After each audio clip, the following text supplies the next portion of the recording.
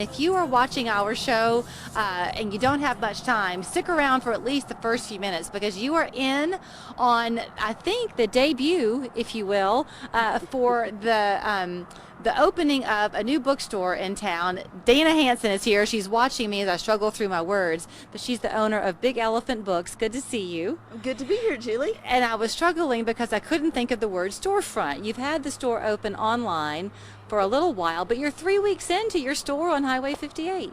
Yes, I started out a couple of years ago as an online-only bookstore. We've got the website that you can find up to 9 million titles that are in print.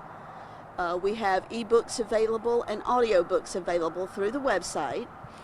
But I had an opportunity last month and jumped on it, and we actually have our own storefront. So you obviously are a lifelong lover of books. You said that one of the first videos your parents have is of you as a 2-year-old reaching for the bookshelf. Absolutely. Anybody who knows me has always said I've had my nose in a book. But you know, so much of what I think encourages a person to love to read is the atmosphere. I have a memory as a child of walking with my mom to the library close to my house, and it was in an old home. And so there was romance to it and mystery to it, and I fell in love with reading that way. You're never too old to learn the love of a good book. Oh no, my dream is to get everybody to love books as much as I do. So I think what's nice, and you know how this can be, you can walk into some stores and it can be a little bit overwhelming. Volume after volume after volume on the shelf, and you don't know what to have your eye focus on. It sounds like you're a little bit more cozy. I am cozy. I have a little small shop, so I'm limited in what I can have at any moment. But I want you to come in and just be able to explore and relax in books and find your next best friend. Even though you've not read every book, you've read a number. So do you find yourself giving recommendations to people? I do, and I have.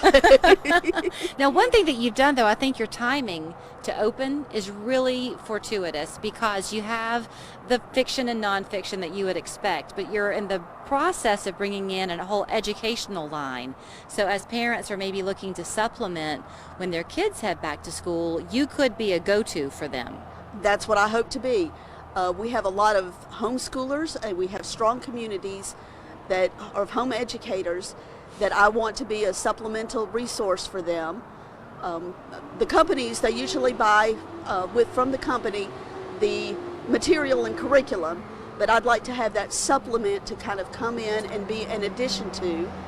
I have a lot of teacher friends that I want to be a resource for them and to kind of help them get the kids inspired in reading. We've had kind of a upside down world this year. Right, to say the least. We've had to kind of find out how to educate at home, and I want to be a resource for parents and students as they kind of navigate those unsure waters. Absolutely, because some parents are going to be choosing the virtual option for their kids in school, and they are going to be looking for ways to enhance the learning where they're seeing their kids perhaps lag behind a little bit. And hopefully I'll have some really great resources in the next few months that kind of add to what the kids learn. You obviously have a lot of fun there, though. I mean, she brought a few books for us to see. I had this the hardest morning. time limiting what I brought. So for the Bama fans down here, you've got the University of Alabama cookbook. Yes, and I kind of like the little, I know we're in the South and everybody's loyal to their own. Right. The book's Goodnight Moon was a Love really those. cute book. It's a favorite. They've got a series out with different states. And for the Tennessee one, Chattanooga is featured. Nice. But That's it kind fun. of gets for the little bitty ones, it gets them interested in geography. Maybe it helps in planning a vacation if you're going to visit Fun a different idea. state. Some of the things that they would see on the way. You said you have some good beach reads. What's The Birthday Girl? I'm not familiar with Sue That is Thornton. one of our murder mysteries. Ooh. Is it an adult book or It is an adult adolescent? Okay. book. I do have adult books, kids books, and some for in-betweens. Very fun. You can't ever get too old for a good children's book. And Sloppy Wants a Hug is a really good one. If you had been in the shop the other day, you would have seen me sitting on the floor reading it. Sloppy is a dragon who wants a hug, but his friend Dewdrop does not want to give him a hug. Oh. Okay. it's a good time to be talking about the founding of our country. That's in a lot of people's conversations right now. This is a book on John Quincy Adams. Yes. And I know there's a musical that came out, and now everybody has that song stuck in their head. Right. But With I do Hamilton. have some biographies about presidents, royalty, and famous people. I'll tell you something else. I laughed and I said, can I please keep this close to me? You can't get your hands on puzzles. When COVID happened, I think everyone made a mad rush for the puzzle aisle, and they're hard to find, but you don't have just a puzzle. You've got these really good quality ones. Cobble Hill is a great brand. You have some of the puzzles that'll have a glare on them. These do not. They are very easy to work. Each puzzle is very different and unique in the color and shape. And it comes highly recommended by my mom, who says, make sure you talk about those puzzles. Well, we did. Now, are you able to order books for people, Dana, if they have one that they're looking for but you don't have it in stock? I do. If I don't have it in the store, and I've got a second website set up that we can do curbside delivery, and you can actually see what I've got on my bookshelf before you come. You can also go to my main website that will have up to 9 million titles. So that you can order from that and then it's sent to your store where they can come in and get it or pick Or it it up can be curbside? sent straight to their house. Really? Yes. So I don't want you to have to reveal more than you would like. I'll just kind of set it up and then you can fill in the blanks if you want to. But this is a difficult time for an awful lot of people, and people are worried, I think, because they're not sure of their future.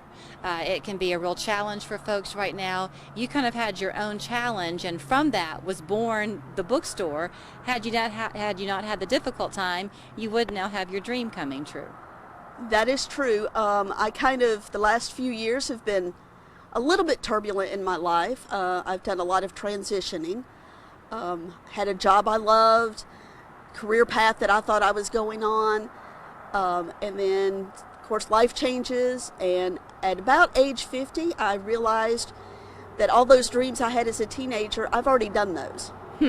So I had to dream bigger and get a little bolder, and now I have my own happy place in a bookstore. I'm 50. You find yourself rediscovering yourself a lot at 50, don't you? That is. I've got a lot of good years left to me, That's so I'm just going to go have fun with them. Well, it's obvious that you love what you do, and I have a feeling when your customers walk through the door, they feel like they've known you for a long time. I'd like that.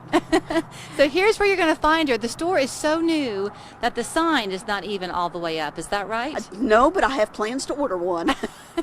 But just find her. She's on Highway 58. The address is there on your screen. Online, it's bigelephantbooks.com. And find a good book to read. Let her recommend one to you, and embrace the words on the page. And like us on Facebook, because you can stay up to date with our happenings. Dana, thank you. Thank you for having me, Julie. We're back after this.